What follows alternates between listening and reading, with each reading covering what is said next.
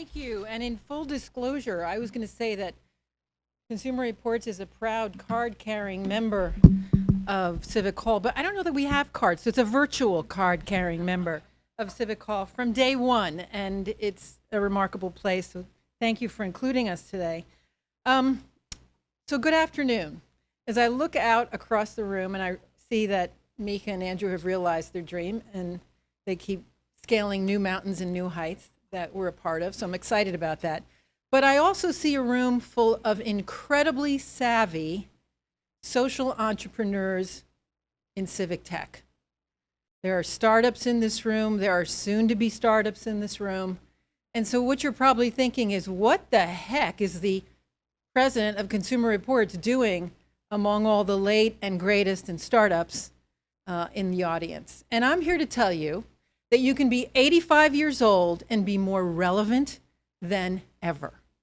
So I'm going to indulge me for a minute. I'm going to tell you a brief but short little history of who we are to kind of give you a sense of what we've been struggling with and what we're really excited about.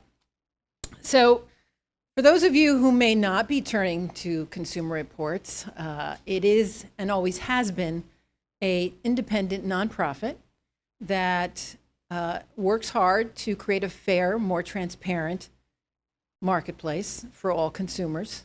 And I should add, secure. We'll talk a little bit more about that. And we've done that traditionally. Most of you know it because for ratings and reviews, but we do a lot more than that. We test, we investigate, and we advocate.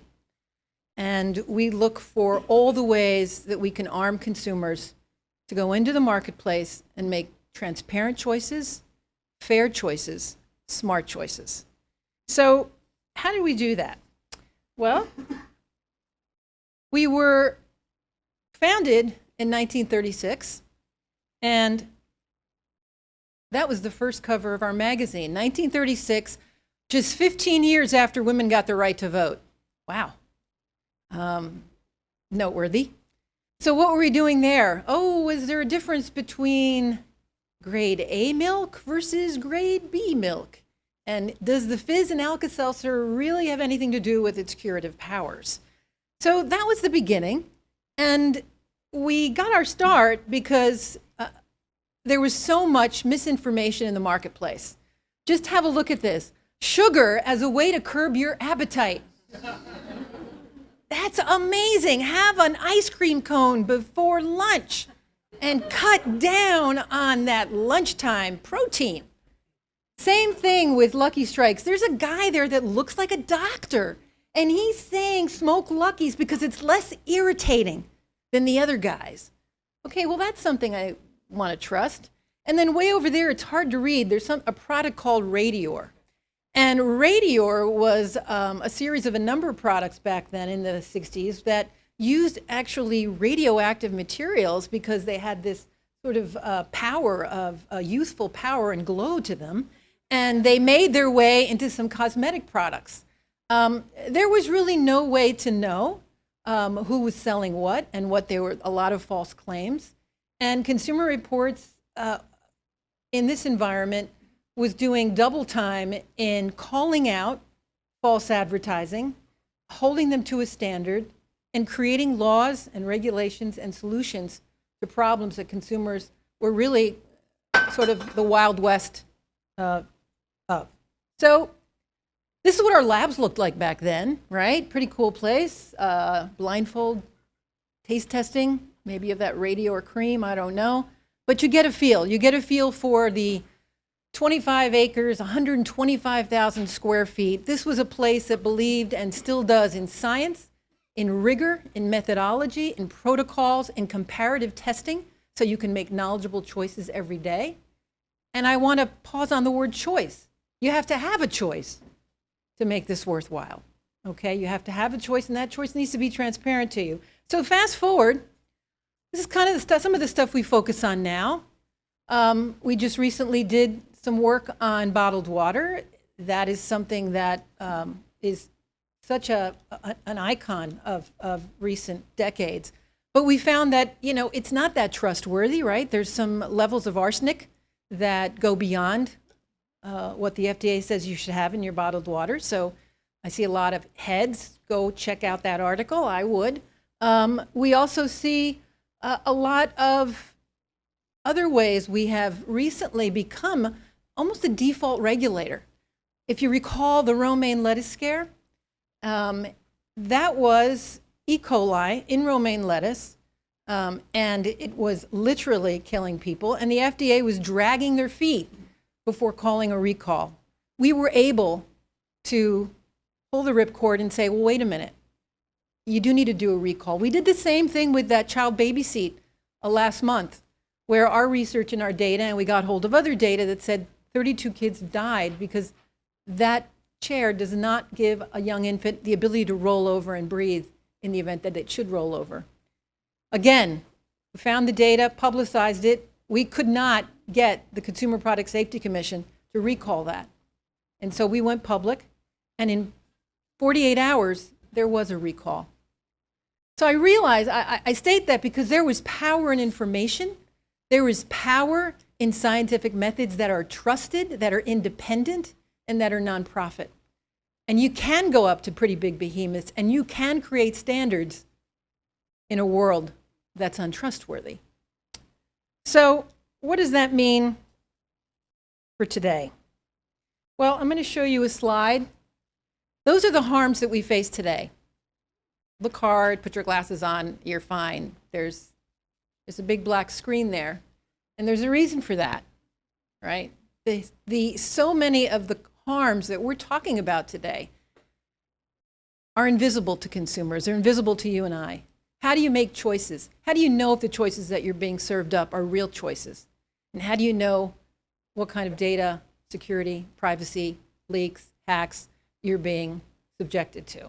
Because the world looks like this. And this is going to look familiar to you. Don't you think this is a good idea for a movie, right? So that is the world we live in. And the people who inhabit this world, kind of the big behemoths that inhabit this world, are ones that are talked about quite a bit right now. So what do we do about it? The realization is that a lot of the consumer protections and battles that we won do not apply to this world. So we're looking at a whole new frontier of things we need to do as a trusted force in society to arm consumers. And so we've been thinking hard, how do we even begin to help consumers navigate this world? And how do we arm consumers to hold companies accountable? Because we see that they aren't self-policing, and we also see that we're living in an age where regulatory agencies are dragging their feet. And let's face it, even if we do get some action, it's going to take a while. What do consumers do tomorrow? What can they do if they have to go out and live in this world? Because it's full of incredible conveniences. We're all a part of this. So I am very pleased to announce today, and if those of you who've come and have been immersed in this incredible Civic Hall bubble of ideas and action, you maybe didn't catch the news.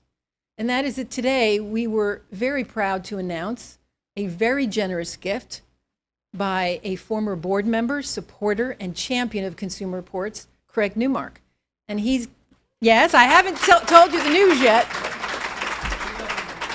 $6 million. $6 million to Consumer Reports. A lot of money. Thank you. Thank you, Sahar. Speak it. Can I have an amen? All right. Thank you. That is a lot. And it helps us to begin to continue to iterate on something we started 2 years ago. 2 years ago, we started thinking about how can we begin to create a digital lab that is fit for purpose in a digital age, that can test, investigate, and advocate with and for consumers. And that's when we came up with this notion of a digital standard, right? If there are no standards that apply to this new world, how do you begin to create a methodology, a science, a way of hacking into this? And with that digital standard, we did it on an open platform, open source. Some of our collaborators are in this room. And we came up with the right standards that we could test. And so we spent 2 years doing that. We tested smart TVs. We tested home security cameras, peer-to-peer payment apps. We did a story, an investigative story, on car insurance because there were algorithms that were determining your pricing, and it wasn't based on your driving record. It was based on your neighborhood, on your race and ethnicity.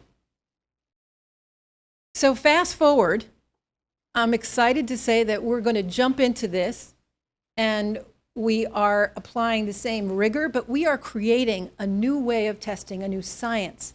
It is hard work, but we've got to show up in this world, and we've got to give consumers guidance. We also need their voices to guide us, and we need to do it in a lot faster pace than we're seeing from both industry or government. So here's some of the headlines we've already generated from some of the work we do. You're going to see more of this. You're going to see more testing. You're going to see more investigative journalism. And you're going to see more of us advocating with consumers about these issues. The stuff that Shoshana talks in her book has got to go mainstream. It's hard for mainstream public to read that book. I love that book. My husband made fun of me for bringing that book home, and he called it The Doorstop. But it is chock-a-block of stuff we have to translate, and we have to bounce that off of the public that is struggling today. Stay tuned for more.